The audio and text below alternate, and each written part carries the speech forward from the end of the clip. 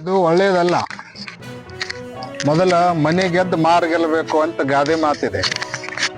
ಅದಕ್ಕೆ ನಮ್ಮ ಜನರೇ ದುಃಖದಲ್ಲಿದ್ದಾಗ ಅವ್ರ ದುಃಖವನ್ನ, ಅವ್ರ ಕಣ್ಣೀರನ್ನ ಒರೆಸ್ಬೇಕಾಗಿರುವಂತಹದ್ದು ಸರ್ಕಾರದ ಆದ್ಯ ಕರ್ತವ್ಯ. ಅದರ ಅರ್ಥ ಬೇರೆಯವ್ರ ಕಣ್ಣೀರು ಒರೆಸಬಾರ್ದು ಅಂತ ಹಿಂಗೇನಲ್ಲ.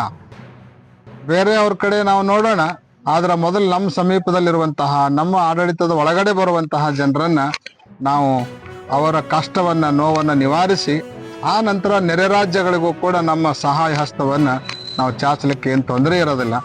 ಅದಕ್ಕಾಗಿ ಮೊದಲು ನಾವು ನಮ್ಮ ರಾಜ್ಯದ ಜನರನ್ನ ಗಮನಿಸಬೇಕು ಅನ್ನುವಂತಹ ಕರೆಯನ್ನು ನಾವು ಸರ್ಕಾರಕ್ಕೆ ಸಂದರ್ಭದಲ್ಲಿ ಹೇಳಲಿಕ್ಕೆ ಬಯಸ್ತೇವೆ. ಪ್ರತಿಯೊಂದು ಪಕ್ಷಕ್ಕೆ ಅದರದೇ ಆಗಿರುವಂತಹ ಒಂದು ಸಿದ್ಧಾಂತ, ವ್ಯವಸ್ಥೆ ಇರ್ತದ. ರಾಷ್ಟ್ರ ನಾಯಕರ ಹಿಡಿತದಲ್ಲಿ ಒಮ್ಮೊಮ್ಮೆ ಅವ್ರ ನಿಯಂತ್ರಣದಲ್ಲೂ ಕೂಡ ಸ್ಥಳೀಯ ಪಕ್ಷಗಳು ಕೆಲಸ ಮಾಡ್ತಾ ಇರ್ತವೆ. ಆ ಹಿನ್ನೆಲೆಯಲ್ಲಿ ಒಮ್ಮೊಮ್ಮೆ ಆಗ್ತಾ ಇರ್ತದೆ. ಆದರೆ ರಾಷ್ಟ್ರ ನಾಯಕರು ಹೇಳಿದ್ರು ಅಂದ ತಕ್ಷಣ ನಮ್ಮವರನ್ನು ಕಡೆಗಣಿಸಬೇಕು ಅಂತ ಏನು ಅರ್ಥ ಅಲ್ಲ. ಇಲ್ಲಿಯ ಪರಿಸ್ಥಿತಿಯನ್ನ ರಾಷ್ಟ್ರ ನಾಯಕರ ಗಮನಕ್ಕೆ ತಗೊಂಡು ಬಂದು ಅವರಿಗೆ ಕನ್ವಿನ್ಸ್ ಮಾಡಿ, ಮನವರಿಕೆ ಮಾಡಿ ಮೊದಲು ನಮ್ಮದನ್ನೇ ನಾವು ಸರಿಪಡಿಸಿಕೊಳ್ಳುವಂಥ ಪ್ರಯತ್ನವನ್ನ ಸ್ಥಳೀಯ ಪಕ್ಷಗಳು ಆ ದಿಶೆಯಲ್ಲಿ ಕೆಲಸವನ್ನು ಮಾಡಬೇಕು, ಹೆಜ್ಜೆ ಹಾಕಬೇಕು.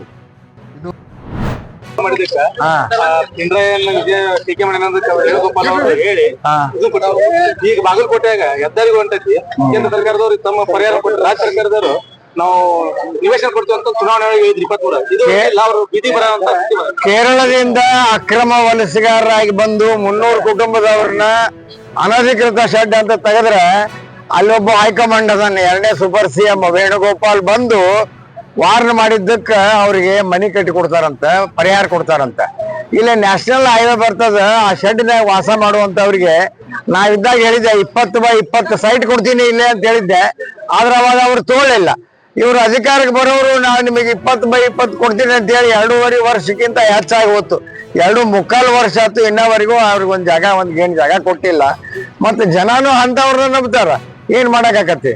ಆ ದೃಷ್ಟಿಯೊಳಗೆ ಮೊದಲ ಈ ಸಂತ್ರಸ್ತರಿಗೆ ಈಗ 525ರವರೆಗೆ ನಾವು ಮಾಡಿದ್ವಿ ನಮ್ಮ ಸರ್ಕಾರ ಇದ್ದಾಗ. ಅದನ್ನ ವರ್ಷ ಒಂದೊಂದು ಕಮ್ಮಿ ಮಾಡಿ ಯಾರಿಗೆ ಈ 1600 ಎಕರೆ ಜಮೀನು 2018ರಿಂದ 23 ಅವ್ರ ಸರ್ಕಾರ ಇದ್ದಾಗ ತಗೊಂಡಾರ.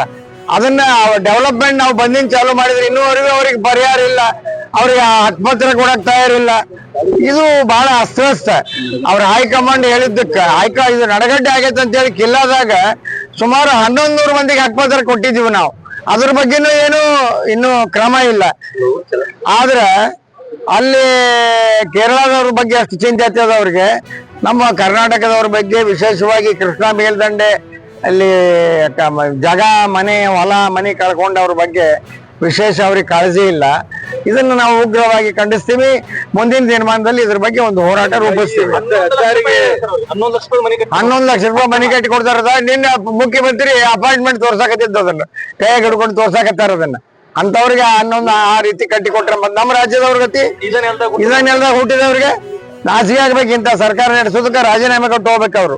ಈಗ ವ್ಯಾಲ್ಯೂಯೇಷನ್ ಮಾಡಿದಾರೆ ಅದ್ರ ಪ್ರಕಾರ ಸೆಟ್ಟಿನವ್ರಿಗೆ ಕೆಲವೊಂದಿಷ್ಟು ಮಂದಿ ಬರೀ 2 ಲಕ್ಷ ರೂಪಾಯಿ, 1.5 ಲಕ್ಷ ಇಂದು ಚಿಲ್ಲರೆ ಅಮೌಂಟ್. ಅದ್ರ ಬಗ್ಗೆ ನಾವು ಮುಂದಿನ ದಿನಮಾನದಲ್ಲಿ ಪರಿಶೀಲನೆ ಮಾಡ್ತೀವಿ. ಓಕೆ, ಧನ್ಯವಾದ.